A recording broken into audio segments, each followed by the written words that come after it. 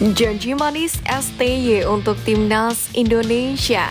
Media Korea kagumi talenta muda Garuda. AFC memberikan dukungan. Simak informasi selengkapnya hanya di Gadis Bola.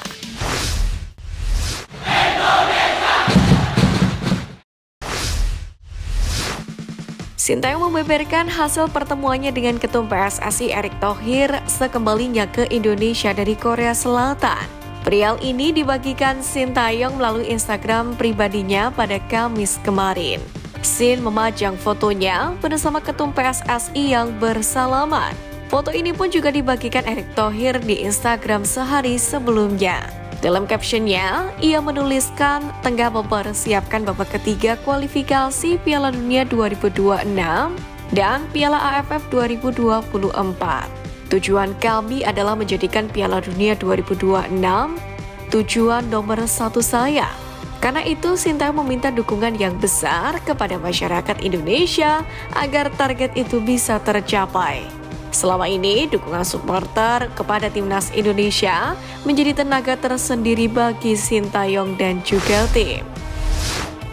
Pelatih Timnas Indonesia Sintayong menebar janji manis usai bersua Ketum PSSI Erick Thohir.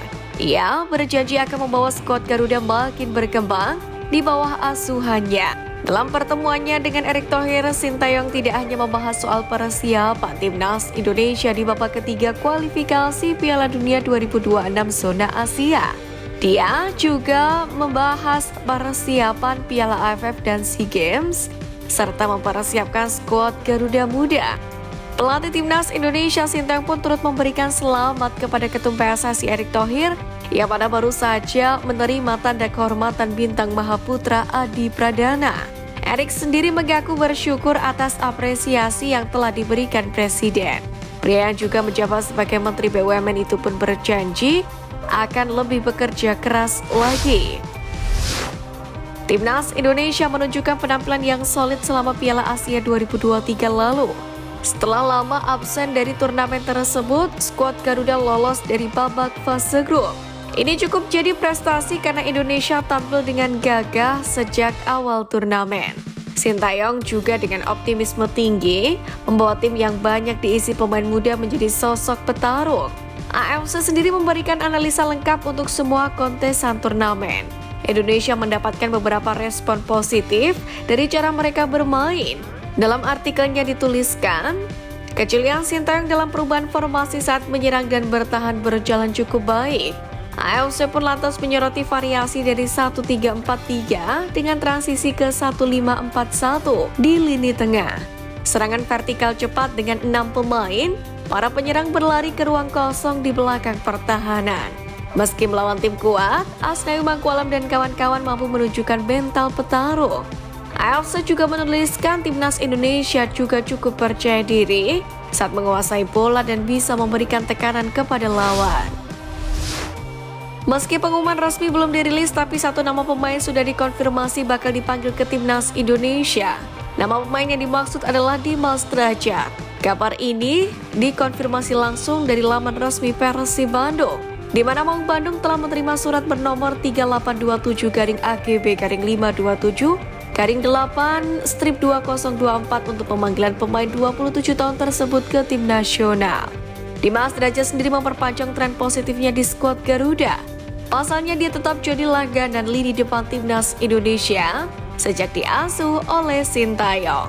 Pada tahun 2024 dirinya tak pernah absen dalam daftar panggil Sintayong di tim nasional senior. Dimas Derajat juga membuktikan kualitasnya sejak pekan perdana Liga 1 2024-2025. Pasalnya, hanya Dimas Derajat yang sukses menyumbang kontribusi gol atau assist dari semua penyerang langganan Timnas Indonesia. Pengamat sepak bola Justinus Laksana membeberkan analisisnya soal peluang Indonesia meraih poin penuh di kandang Arab Saudi di putaran ketiga kualifikasi Piala Dunia 2026. Laga ini bak perjumpaan antara David dan Goliat. Indonesia berada di peringkat ke-133 di ranking FIFA, sementara Arab Saudi berada di posisi 56. Arab Saudi sejauh ini pun juga sudah 6 kali tampil di Piala Dunia. Sementara Indonesia belum sekalipun tampil pada ajang sepak bola paling bergengsi di muka bumi ini. Namun demikian, Justin menegaskan sepak bola bukanlah matematika. Peluang skuad Garuda untuk bisa meraih poin pada ajang ini pun masih terbuka, meskipun di atas kertas sangat sulit. Menurut Justin, kendati peluang hadirnya mukjizat pada laga ini masih sangat terbuka, namun semua pihak juga harus berpikir realistis. Ia menilai jika Indonesia kalah pada laga ini, kritikan kepada tim tidak adil. Netizen fans timnas Indonesia di media sosial sedang ramai memperbincangkan keputusan Sintayong untuk kembali tak memanggil Elkan Bagot ke skuad Garuda. Padahal timnas Indonesia sudah dipastikan kehilangan Justin Hubner yang absen dalam pertandingan terdekat. Diduga situasi ini disebabkan lantaran Elkan Bagot tidak memenuhi panggilan timnas U23 untuk babak playoff Olimpiade Paris 2024 kontra Guinea pada 9 Mei 2024. Banyak yang menduga Elkan Bagot tidak meminta maaf kepada Sintayong, sehingga hal ini harus terjadi. Indonesia telah menyelesaikan tanggung jawabnya menjadi tuan rumah Piala AFF U19 2024 di Stadion Gelora Bung Tomo dan Gelora 10 November di Surabaya. Namun persoalan muncul setelah gelaran Piala AFF U19 2024 berakhir pada akhir Juli kemarin, yaitu persoalan pembayaran sewa stadion dan lapangan latihan kepada diaspora Surabaya yang belum dilakukan oleh PSSI hingga kini.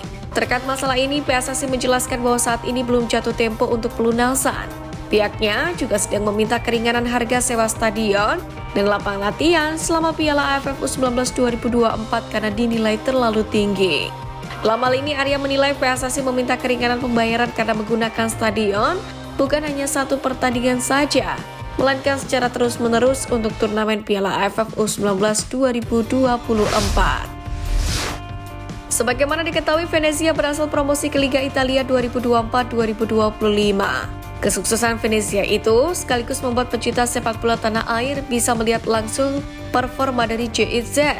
Namun kenyataannya bek timnas Indonesia itu harus menunda debutnya di Liga Italia kali ini. Absennya JIZ di pekan pertama tak luput dari situasi yang dihadapi pada musim lalu. Menilik data di transfer market, dia mendapatkan 3 kartu kuning sehingga absen karena menjalani sanksi akumulasi. JIZ sendiri mendapatkan kartu kuning ketiganya pada laga terakhir Serie B 2023-2024. Alhasil sanksi tersebut bakal berlaku saat Venezia memainkan laga pekan pertama Serie A melawan Lazio. Hukuman itu juga baru akan berakhir setelah 19 Agustus atau laga kontra Lazio. Itu artinya JIZ baru berpeluang debut di Liga Italia ketika Venezia menantang Fiorentina pada pekan kedua. Media Korea Selatan, Sportal Korea melempar pujian kepada pemain timnas Indonesia U20 Donitri Pamungkas. Menurut mereka, pemain Persija Jakarta tersebut berhasil tampil cemerlang setelah mengantarkan timnas Indonesia juara. Selain itu, dia menyebut Donitri Pamungkas memiliki bakat yang mirip dengan pemain muda Korea Selatan, yakni Yang Min-hyo. Ia merupakan pemain muda Korea Selatan yang tampil impresif bersama timnas Korea Selatan usia muda serta Gungwon FC.